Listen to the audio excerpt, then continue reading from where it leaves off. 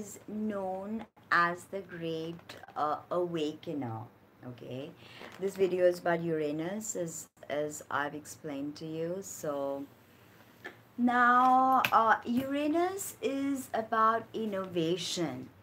It's about the creative genius that lies within us. Okay, so it's erratic, it's whimsical, and Uranus also rules the aura. Okay, so it's very interesting. And now Uranus is a transpersonal planet. Uranus, Neptune, Pluto, although Pluto is not a planet usually, but in astrology it is a planet. And these are transpersonal planets, and the collective conscious reacts more than the individual to such cycles. For instance, the cycle of Uranus is 84 years. Okay, after 84 years, Uranus has come into Taurus in May. And what is Uranus all about? It's about technology, it's about astrology, it's about the occult, it's about uh,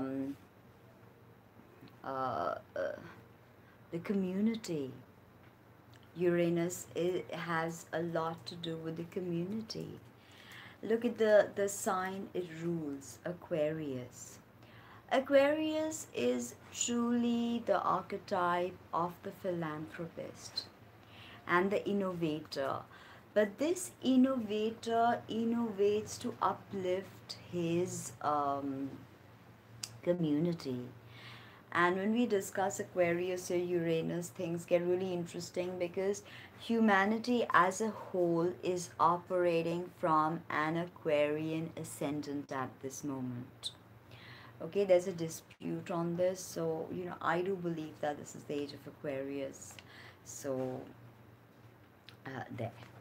Now, basically, Uranus was discovered during the time of the French Revolution. So this screams revolution. So whenever Uranus aspects a personal planet, or okay, the oppositions and the conjunctions with Uranus are really important in your natal chart, if there are any. Now, with Uranus cycles, things can get really erratic. They did so for me because when Uranus entered Pisces, I remember in 2003, okay, and then Uranus was in Aries.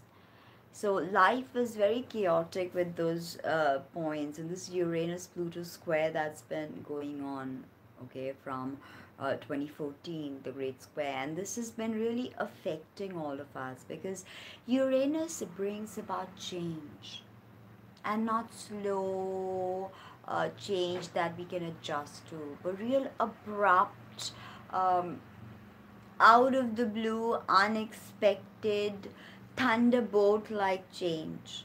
Okay, we may not want to, accept it and change, but Uranus doesn't want to listen.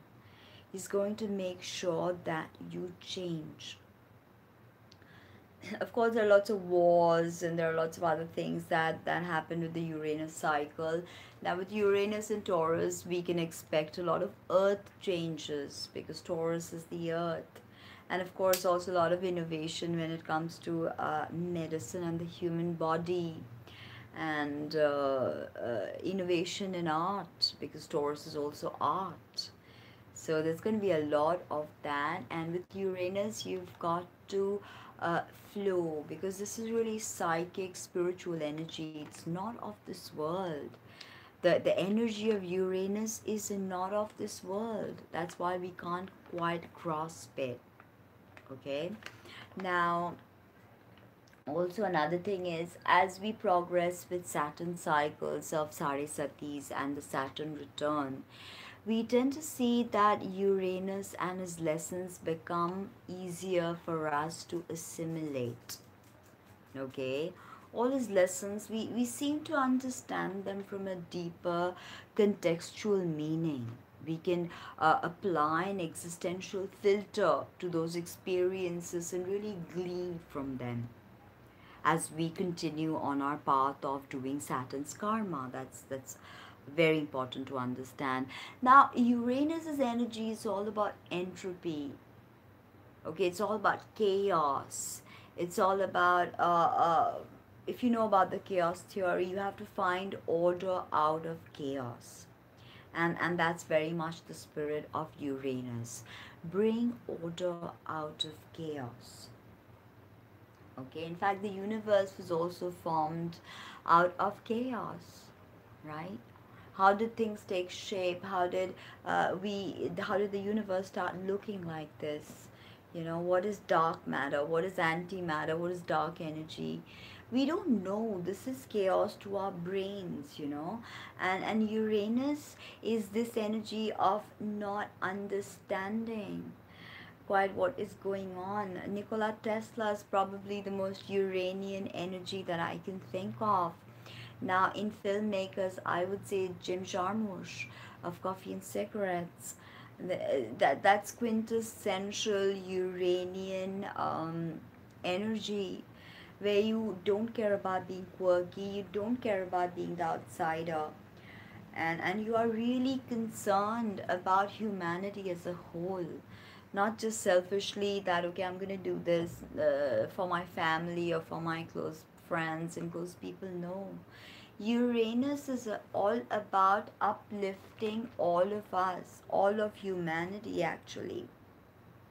And Uranus also, of course, hides that creative spark, that creative genius spark within us.